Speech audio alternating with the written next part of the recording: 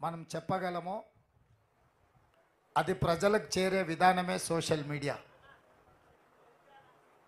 ఒకప్పుడు క్రికెట్లో test match ఉండేది, 5 రోజులు ఆడుకునేటోళ్ళు. ఓ రోజు మొత్తం నిద్రపోయి మళ్ళీ లేచి చూసినా కూడా ఆడుతూనే ఉండేటోళ్ళు. అందుకే సాయంత్రం మ్యాచ్ అయిపోయిన తర్వాత ఉండే బ్యాట్స్మెన్ని నైట్ వాచ్మెన్ అనేటోళ్ళు, అంతేనా? అంటే రాత్రంతా కాపులా ఉండి మళ్ళీ నెక్స్ట్ డే 5 రోజులు ఆడాలి, 5 రోజులు చూడాలి అంటే కష్టమని దాన్ని 1 డే మ్యాచ్ కింద కన్వర్ట్ చేసింది. టెస్ట్ మ్యాచ్లు ఉన్నప్పుడు సునీల్ గవాస్కర్ ఉండేటోడు, బాగా అందరికీ పాపులర్, అందరికి అభిమాన క్రికెట్ ప్లేయర్. 1 డే మ్యాచ్లు వచ్చిన తర్వాత సచిన్ టెండూల్కర్ వచ్చాడు. సో ప్రజలు ఇంకా మార్పు, ఇంకా ఉత్తేజం కావాలి అని 2020కి వచ్చిండ్రు. ఇప్పుడు విరాట్ కోహ్లీ, ధోని, ఇంకా చాలామంది, ఇంకా కొత్తగా చాలామంది. మన క్రికెట్ నేను తక్కువ చూస్తే క్రికెట్, మన గ్రౌండ్కి వెళ్తే కొత్త వాళ్ళు, మన వాళ్ళు కూడా మంచి ప్లేయర్స్ ఉన్నారు. అంబట్ రాయుడు నుంచి మొదలు పెడితే నితీష్ అని ఎవరు ఆడినట్టు ఉన్నాడు. నేను ఎందుకు ఈ విషయాలు ప్రస్తావిస్తున్నా అంటే, సునీల్ గవాస్కర్ మంచి క్రికెట్ ప్లేయరే, కానీ ఆట ఫార్మేట్ మారిపోయింది.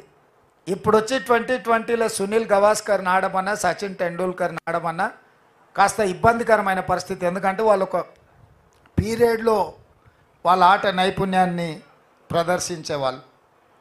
ఈరోజు ప్రతి బాల్ని hit out or get out అన్నట్టుగా క్రికెట్ మ్యాచ్ ఈరోజు ప్రతి బాల్ బౌండరీ దాటాల్సిందే. ఏ ఒక్క బాల్ బౌండరీ దాటకపోయినా ఆట గెలిపోవటంని డిసైడ్ చేస్తుంది.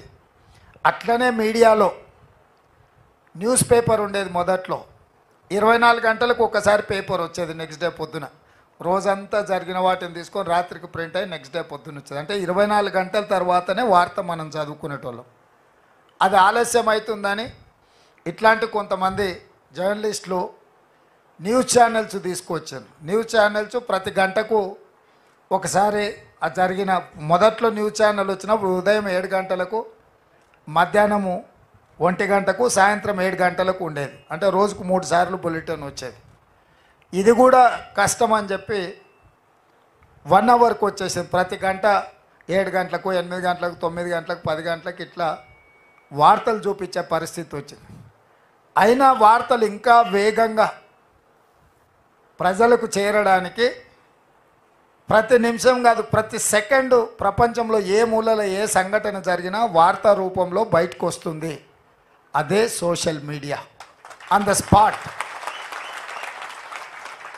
ఈవెన్ 1 సెకండ్ కూడా ల్యాప్స్ లేకుండా ఎక్కడికక్కడ ప్రజలకు తీసుకెళ్తున్న విధానమే ఈరోజు సోషల్ మీడియా. అంటే ఫార్మేట్ మారిపోయింది. క్రికెట్లో ఎట్లయితే ఆట గేమ్ రూల్ మారిపోయిందో, మీడియాలో print media, electronic media, social మీడియాలో ఎట్లయితే ఫార్మేట్ మారిపోయిందో, ఈరోజు ఎట్లయితే 2020లో ప్రతి బాల్ను బౌండరీ దాటిచ్చే విధంగా పనిచేయాలనో, ఇవాళ సోషల్ మీడియాలో కూడా ఆ విధంగా ప్రతివాడు ప్రతి నిమిషం ప్రతి సెకండ్ అలర్ట్గా ఉండాలి. సమాచారాన్ని అందరికీ చేరవేసే విధానం వచ్చింది. దీన్ని మీరు గుర్తించిండ్రు, దీన్ని మీరు ఉపయోగించిండ్రు. దీనివల్ల మీరు ఫలితాన్ని కూడా డిసెంబర్ 3 నాడు అందరూ చూసిండ్రు.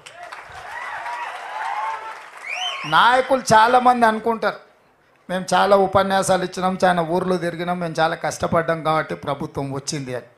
మీరు ఎన్ని ఉపన్యాసాలు ఇచ్చినా, మీరు ఎన్ని గంటల సేపు మాట్లాడినా, కోట్లాది ప్రజలకు చేరవేసిన మీరే అత్యంత కీలకమైన పాత్ర పోషించారు.